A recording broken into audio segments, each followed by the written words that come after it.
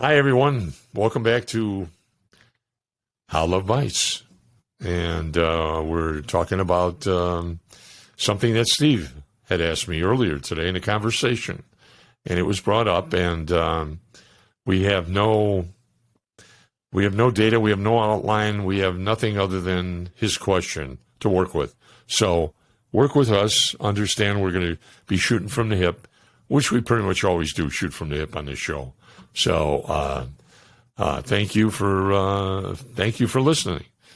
Well, Steve, what do you think? Dennis, thank you for having me back on the show. I think of you as like a big brother. You're like a big brother, or like the big toe on my foot. Without the big toe, I could not walk. I could not Sergeant run. Hulka. That's right. You are Sergeant Hulka. Thank you for picking up on the reference. If I look like Sergeant Hulka, I'd be taking a gas pipe. All right. Now you're Uncle Hulka. All right. So today I want to ask you a question, Dennis. And the question is this: it's about being in a relationship. Okay. And some of this, a lot of my data is real world experience. I'm newer back into the dating scene. You're a crusty veteran on it. I'm newer into it.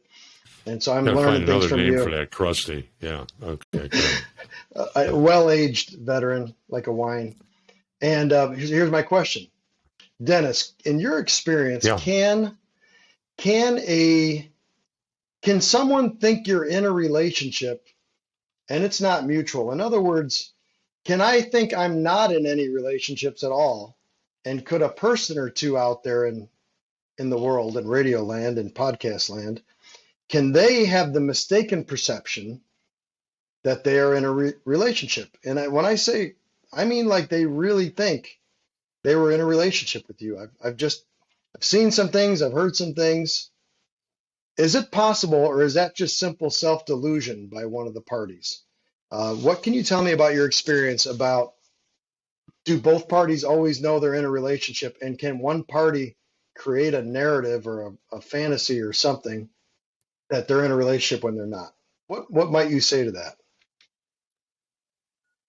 Well, Butchie boy, I think I would probably say that with human behavior, I'm pretty sure that anyone can imagine or create a relationship out of thin air between someone that they have a fondness for, or a very vivid imagination, as we've always heard is the case. So I think, is that possible? Yeah, I do. I think it can be. I think those people are probably bordering on some sort of psychopathic behavior, and they're not really living in their personality. And let me explain. I think that one's personality is nothing more than one's personal reality. And that's what personality is. It's living in your own personal reality. So I think that sometimes we give people too much. And it's not necessarily a love bombing or grandiosing, but we give them a little bit more than a person like they or them needs to conduct this forward motion of changing their own reality, metamorphosizing into something that's truly not there. So is it possible for people to think they're in a relationship when you think you haven't given them anything? Yes, I think it's very possible. But I think that we somehow, by something that we've done or some possible trigger that we started with them, gave them the impression that they were, and a lot of people think about the future. They think about a future with someone, and that future becomes their reality. They're not even there yet. They may have a date or 2 or 5 phone calls, or maybe, 3 trips to the drive-in watching old Tony Curtis movies or something, but because their imagination and the wants and desires have already taken them to the quantum field where the future lies. So they've already built a future with you. And so you're back there thinking, well, maybe we'll go to Dairy Queen sometime. But hey, have a good life. I'll see you later. But already they're married. They've got children. They're giving you their car and they're taking your Tesla, and driving it around town. So I guess it's what we trigger in their emotional state. That can make that happen. So yes. Okay. The answer, yes. Without you thinking you gave them anything, yes. Okay. I think so can be. that leads me to my next question, and thank you for that. I'm going to agree with everything you said, except for it doesn't mean they're psychopathic, because we define what psychopaths are on this show, and I know you're just using an adjective, but anybody, a very sane person, I think, can delude themselves. And I'm also going to flip this back onto the male, just because I'm a male and we're just two cops talking about relationships and all that. It leads to the next question that I would ask as a follow-up to you, Dennis, almighty relationship expert. Oh, Lord. There he goes. Yeah. Mm-hmm. You don't have to call me that. Yes. You could just call me Steve. It's not necessary to call me my Lord. Not my Lord. No, yeah. Thank you. Oh. No, you'll never. There's only one that gets that title. There's only one. It's a capital L. Thank you for saying that. That's right. My follow-up question to you, though, is, and I don't think they're necessarily psychopaths, but, any relationship relies on communication and common understanding. And so if something like that goes wrong, then I would say the next thing I'm going to ask, let's just say in this scenario where I'm the guy and there's a woman, and let's just, for the hypothetical, let's say a woman thought she was in a relationship with me. It begs the question, what are the things you do to make sure that doesn't happen? Now, that's a wide spectrum. And I know, Dennis, you're battle hardened, so you're probably going to come pretty hard from the right on this and say, well, you need to be really clear and you need to be, abundantly clear, almost borderline, the old song, cruel to be kind, or, but what advice would you have? Like I said, I think some guys, we're kind of dumb. We're kind of simple. We're guys. And I think women are infinitely complex. Someone once said, I think actually Rick Warren said, I listened to his podcast. He said, men have an on-off switch. Women have a series of dials and knobs and levers. And I think that is so true. And so with that analogy in place, what should one do to, in a kind way, but in a clear way, make sure the other person knows they are, hey, I think you're neat, you're a special person, but how do you make sure they know you're not in a relationship without hitting them over the head with a big mallet? What advice would you have on that front, Dennis? Well, I think I would say that imagine you walking up to take somebody out on a date, and you go to that person's house and you ring the doorbell and someone comes to the door, but you really don't know who it is yet because they're on like a some sort of a screen or a veil or something in between you two. So you don't even know who answered the door. I think where I'm going is you want to make sure that the person that answers the door is the person that you are maybe attempting to be in a relationship with. So what I guess I'm trying to be, well, let me try to be a little more clear, is that when you go to the table, you're at the relationship table with the person, and whatever you're doing, I mean, if you're just talking to a person, going out, going on vacation, know who shows up. Make sure that she shows up and she's there with her faculties. I hate to say that, but I think that she needs to be there in 100%. Okay, the dreamer can't show up. You can't go out with the dreamer person. You got to make sure that you're with her. You ask her for her driver's license if you have to, and just if you have to hold it up to her and say, "Is this you?"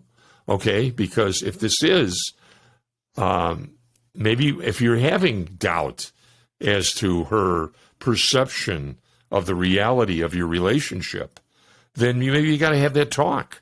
And you just got to say, I really enjoy your company. I really do. I'm hoping that maybe at some point we can develop something out of this. I said, or I'm thinking maybe if you say, at this point, I just want to make sure you know where I am and where I think you are and where we both are in this relationship. If you have some doubt, because I think people they're going to give you some doubt. They're going to give you indications, or little breadcrumbs along the way that their experience, they're somewhere else. They're not on the same page. They're like 2 chapters ahead of you. And if the first time you sense that, you got to bring them back because it's not fair to them and it's not fair to you and it's not fair to the relationship if you want one. So when you sense them getting a little farther ahead of you, you got to bring them back and just say, hey, it's not that I don't want to go there. It's just that I'm not there right now. Well I'm really said. not there right now. I think. I mean, and this is just shooting from the hip, but that's what I would think needs to be done. I think it's well said. I think you nailed it. I think that's exactly right. And I think, we're going to keep this show pretty tight and compact, but this is a real world thing. Either party could be out in front of each other. I think what you just said is the best thing. It's not cruel to be kind. It's honest to be fair. And I don't think it necessarily means someone's crazy or psychopathic, but I think, I think as the men, I think we can largely be responsible for this too, because, men are kind of waffles and women are kind of spaghetti, right? And so if we think differently. And so the more we can be cognizant of that, we have to be really careful about human emotion. And love is a wonderful thing. We've talked about the chemicals and the release and dating over 50. But I like what you said. And of course, you're a retired cop. So the way you said it was, I need to see license and registration. I love how you did that. I thought we were on one Adam 12 just now. I thought you were one Adam 12. Yeah. I thought you were pulling me over and asking me for my license. We're not. Wait a minute. We're not. Director. But Dennis, we've hit it many times on the show. The best thing we could be, the best people we could be, and what we want to advocate on this show, 2 cops, 2 real people, is be real and be honest. And sometimes I don't think we're trying to be deceptive, but I think sometimes we're nice guys or they're nice gals, and that is a formula for there to be miscommunication and misunderstanding. And so I think this is very consistent with the other themes we've had on this show. Be honest, be real, show up, say what you think. Sometimes you have to pad that hammer a little bit, but guys, be careful with what you're playing with. You're playing with a lovely young woman with a wonderfully complex heart, and where she's at may not be where you think she's at. And by the way, to complicate it further, you could have had a former relationship too. There's a whole nother angle. You might have been in a relationship before. There's no relationship now, but you're still friends, like we've talked about, or there's some sort of relationship. That also is a recipe for misperception. So I want to thank you for letting me ask this question today and getting some advice from you. I don't know if you have anything you want to say to close it out, but I think this was helpful for me and hopefully for the men in our audience. And women, you need to know too. Remember, we're an on-off switch. You're a series of gauges. You look like the control panel of a 60s rocket. You are the early Gemini program with NASA. You have gauges and knobs, and we're just dumb, simple guys, man. We're kind of an on-off switch. So the more we can understand that about each other, I think the better. I'm going to leave you to close it out, Dennis. Talk to us about how to follow us and tell me if you have any closing thoughts. My closing thought is this, my brother, okay, is that something you got to remember is you don't know everything about this girl, okay? And maybe what you don't know is that she just finished her concealed carry classes, okay? So she may have stopped over at the sports shop and entertained something of a higher caliber than herself. And could be 9mm or 45 caliber. Yeah. It could be. It could be 50. It could be one of the Desert Eagles. And that sucker will blow your head clean off. That's right. Who said that? My brother Clint. My brother. That's right. My other brother. Dirty Harry. All right. Dirty but I just, dirty. Yeah. So anyway, let's get back to reality. as Sergeant Estevez used to say, roll call. All right, enough of that. Let's get back to reality here. All right? Okay. So reality, How Love Bites. Okay? HowLoveBites.com, How Love Bites, Dennis and Steve, if you want to search us. And if you want to email us, it's Dennis at HowLoveBites.com or it's Steve at HowLoveBites.com. So thank you for joining us. We promise you good stuff. We do. I mean, that's just who we are, and we do tell it like it is. And believe me, we bite our tongue. We do, because we know there's not only we don't want to offend anybody in the agencies out there, but it's the big one up there that we don't want to offend ever. So have a great day, and thanks for joining us. Thanks, Steve. Thank you. Thank you.